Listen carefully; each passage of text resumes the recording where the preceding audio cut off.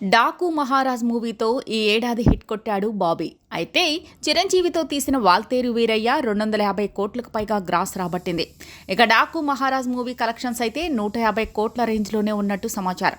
అలా చూస్తే బాబీ మినిమం 100-150 కోట్ల మార్కెట్ ఉన్న డైరెక్టర్ అయిపోయాడు. ఇక ఈసారి మళ్ళీ చిరంజీవి వద్దకే వెళ్ళి కథ చెప్పాడట. ఈ కాంబో మళ్ళీ సెట్ అయిందట.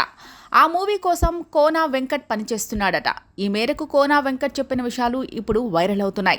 ప్రస్తుతం చిరంజీవి అయితే అనిల్ రావుపుడి ప్రాజెక్టుతో బిజీగా ఉన్నాడు. ఈ సమ్మర్లోనే ఈ మూవీ సెట్స్ మీదకి వెళ్తుందని అంతా ప్రకటించిన సంగతి తెలిసిందే.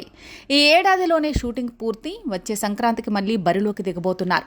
ఇక అనిల్ రావుపుడి అయితే స్క్రిప్ట్ను లాక్ చేసి పెట్టుకున్నాడు. అనిల్ అయితే చెన్నై వెళ్లి నయనతారకు కథ చెప్పి ఒప్పించేశాడని కూడా అంటున్నారు.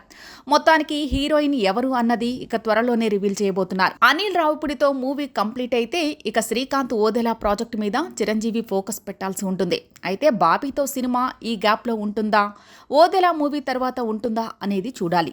స్క్రిప్ట్ మాత్రం ఈ ఏడాదిలోనే పూర్తి అవుతుందని కోనా వెంకట్ మాత్రం హింట్ ఇచ్చారు. రెగ్యులర్ కథలు, ఫ్లాష్ బ్యాక్, భాష లాంటి స్టోరీలను మాత్రం చేయకండి, కాస్త కొత్తగా ఏదైనా ప్రయోగించండి అని చిరంజీవి అన్నాడట.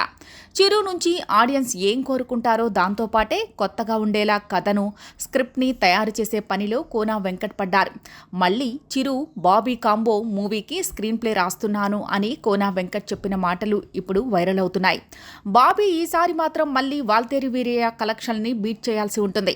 బాబీ టార్గెట్ 300 కోట్ల రేంజ్లో ఉండాల్సిన పరిస్థితి ఏర్పడింది.